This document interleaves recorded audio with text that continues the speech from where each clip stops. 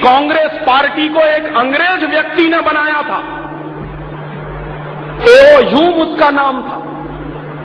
और कांग्रेस की जब बंबई में स्थापना हुई 1885 में गोकुलदास तेजपाल भवन में, तो बाकायदा कांग्रेस का जो प्रियम्बुल लिखा गया था वो क्या था कि कांग्रेस पार्टी एक मनोरंजन क्लब के रूप में स्थापित हुई थी इस देश में। मौज मस्ती का क्लब था।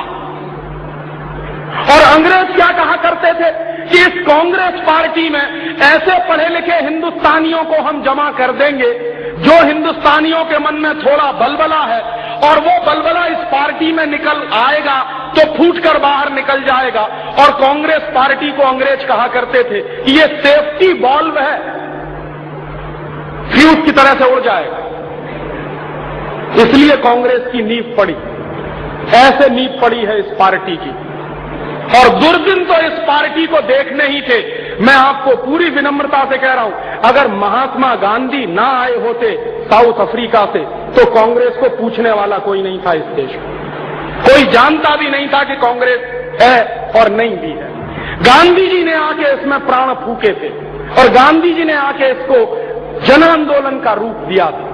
बाद में गांधी जी खुद इतने दुखी हुए कि उन्होंने आजीवन कांग्रेस से इस्तीफा दे दिया था। और बाद में गांधी जी कांग्रेस पार्टी में मेंबर तक नहीं रहे। और अंत में जीवन के आखिरी दिनों में गांधी जी ने यह बहुत स्पष्ट कह दिया था कि कांग्रेस को खत्म कर दो। क्यों?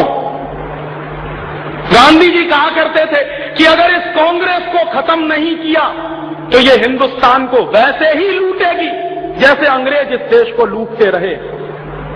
लेकिन इन कांग्रेसियों ने कांग्रेस को खत्म नहीं की, गांधी को खत्म करवा दिया, क्योंकि गांधी उनके रास्ते की रुकावट बनने लगे थे। और बाद में जब कांग्रेस खत्म नहीं हुई तो आज आप उसका हश्र देख रहे हैं। हिंदुस्तान में घोटाले दर घोटाले इस पार्टी ने रिकॉर्ड कायम किया है। और गांधी जी यही कहा करते थे कि अगर ये कांग्रेस खत्म नहीं हुई तो देश को ऐसे लूटेगी जैसे अंग्रेज लूटा करते थे। वही बात आज गांधी जी की सत्य सिद्ध हो रही है इस देश में। और ऐसे धोखाधड़ी से, ऐसे 420 के काम से पंडित नेहरू इस देश के प्रधानमंत्री बने थे। और ऐसी धोखाधड़ी से अगर इस देश की आजादी आई हो तो वो आजादी है कहां? और इसलिए गांधी जी 14 अगस्त 1947 की रात को दिल्ली में नहीं आए थे, वो नोआखली में थे। और कांग्रेस के बड़े नेता गांधी को बुलाने के लिए गए थे कि बापू चलिए आप। गांधी ने मना कर दिया था। क्यों? गांधी कहते थे कि मैं मानता नहीं कि कोई आजादी आ रही है। और गांधी ने स्पष्ट कह दिया था कि ये आजादी नहीं आ रही है, सत्ता के हस्तांतरण का समझौता हो रहा है, आजादी नहीं आ रही है। और गांधी जी ने नोआखली से प्रेस स्टेटमेंट रिलीज किया था। वो प्रेस स्टेटमेंट भी पूर्णाहुति में छपा है, पूरा का पूरा। उस प्रेस स्टेटमेंट गांधी जी ने पहले ही वाक्य में ये कहा कि मैं हिंदुस्तान के उन करोड़ों लोगों को ये संदेश देना चाहता हूं कि ये जो तथाकथित आजादी, सो कॉल्ड फ्रीडम आ रही है, ये मैं नहीं लाया। ये सत्ता के लालची लोग हस्तांतरण के चक्कर में फंसकर लाए हैं। मैं मानता नहीं कि इस देश में कोई आजादी आई। और इसलिए गांधी आए नहीं थे। 14 अगस्त रात 1947 को दिल्ली में नहीं थे, नोआखली में थे। माने भारतीय राजनीति का सबसे बड़ा पुरोधा जिसने हिंदुस्तान की आजादी की लड़ाई की नींव रखी हो, वो आदमी दिल्ली में मौजूद नहीं था 14 अगस्त 1947 की रात को। क्यों? इसके गंभीर अर्थ हैं। गांधी जी इससे सहमत नहीं थे।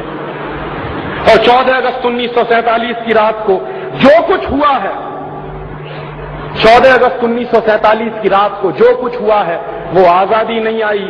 ट्रांसफर ऑफ पावर का एग्रीमेंट साइन हुआ था पंडित नेहरू और लॉर्ड माउंटबेटन के बीच में।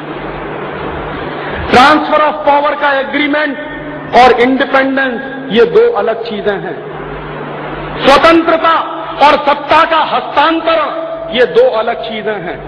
और सत्ता का हस्तांतरण कैसे होता है?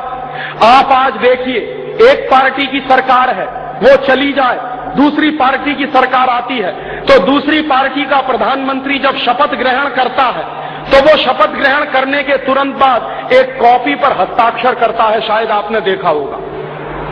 तो जिस कॉपी पर आने वाला प्रधानमंत्री हस्ताक्षर करता है, उसी कॉपी को ट्रांसफर ऑफ पावर की बुक कहते हैं।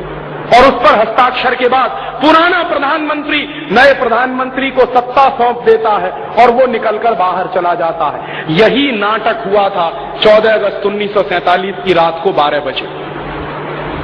लॉर्ड माउंटबेटन ने अपनी सत्ता पंडित नेहरू के हाथ में सौंपी थी और हमने कह दिया कि स्वराज्य आ गया।